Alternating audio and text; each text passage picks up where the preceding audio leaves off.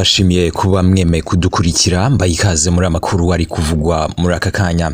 Minisitiri w'ububanyi n'amahanga n'ubutwererane w'u Rwanda Ambassadeur Nduhungirehe yagaragaje ko ikiganiro giherutse kujya hanze cy'umugore wa Juvenal Habyarimana wahoze ari perezida w'u Rwanda agakanziga cyuzuyemo ibinyoma no guhakana Genocide yakorewe abatutsi mu Rwanda mu mwaka wa 1994 tariki ya 30 Mutarama muri uyu mwaka nibwo ku rubuga rwa YouTube hasoze ikiganiro Kanziga uba mu Bufaransa yagiranye n'uwitwa Willy Kabera mu mwaka ushize umvikanamo ubuzima bwe kuva mu bwana urushako rwe n'ibikorwa byaranze umugabo we.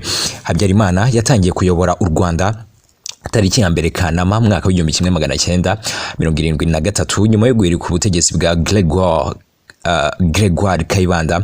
Kanziga yasobanuye ko bafashe neza Kayibanda kuko ngo umugabo we yamwoherezaga Dr. Akingene Emmanuel na Colonel Elisa Gatwa kugira ngo bamwiteho.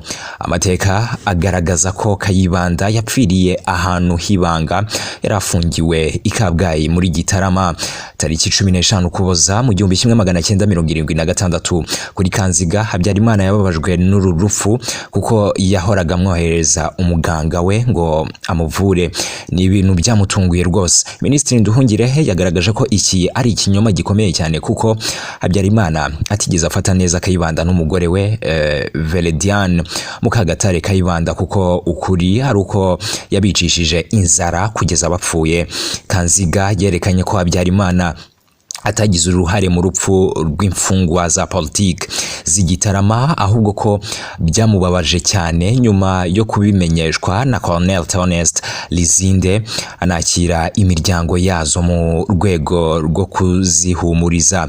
Minisitiri Nduhungirehe yatangaje ko iki ari ikinyoma cyambaye ubusa kuko ubwicanyi bwakorewe abanyapolitike muri Repubulika ya Kabiri bwakozwe hashingiye kwibwirizwa ryatanzwe na Habyarimana ubwe kandi ko yirukanye imiryango y'abishwe aho isubira ahikomoka.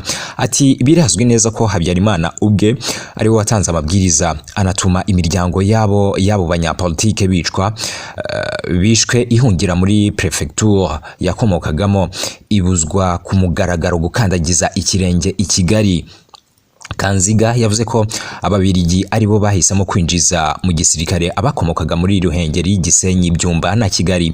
Ati ibyo kuvuga ngo kiga Nduga icyo gihe abari baje ari abasirikare cyangwa kwiga mu ishuri ry'abaofisiye ntabwo umuntu yavuga ngo byari kiga cyangwa Nduga. Sinamenya kuko byo n'ababirigi banabikoze.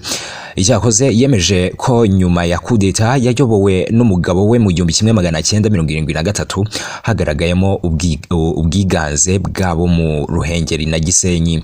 Ku rutonde rw'abasirikare bakuru yatanze bariho icyo gihe abatari muri izi prefecture barimo uwitwaga Ruhashya w'i Kigali na Simba w'Igikongoro. Uyu mugore yavuze ko nta zindi nzego zagaragaragamo ubwiganze bwabo mu Ruhengeri na Gisenyi mu gihe cy'ubutegetsi bwa Habyarimana haba muri guverinoma, mu nteko ishinga amategeko cyangwa inzego zibanze. Ariko Minisitiri Nduhungirehe yagaragaje ko ibyo hari ibinyoma kuko ivangura n'itonesha ryagaragaraga no mu mashuri no mu mitangire y'akazi. Kanzige yirengagije byinshi by'ingenzi mu mateka y'u Rwanda. Minisitiri Nduhungirehe yatangaje ko ikiganiro cya Kanziga ushinjwa uruhare muri Genocide yakorewe abatutsi mu 1994 kirengagiza ubugizi bwa nabi bwakozwe burimo ubwa Gikongoro mu 1963 ubwo hari mu nshingano za Habyarimana wari ufite ipeti rya lieutenant cyangwa irya capitaine. Yagaragaje ko Kanziga atigeze avuga ku bwicanyi bwakorewe abatutsi mu mashuri muri Gashyantare mu mwaka wa 1973 kandi ko Habyarimana wari minisitiri w'ingabo yabugizemo uruhare ku kazu we ubwe yashinze afatanyije n'abasaza be n'inshuti ze kugira ngo bakifashishe mu kugenzura inzego z'igihugu basahura igihugu, bikize abatavugaga rumwe n'ubutegetsi n'abatutsi.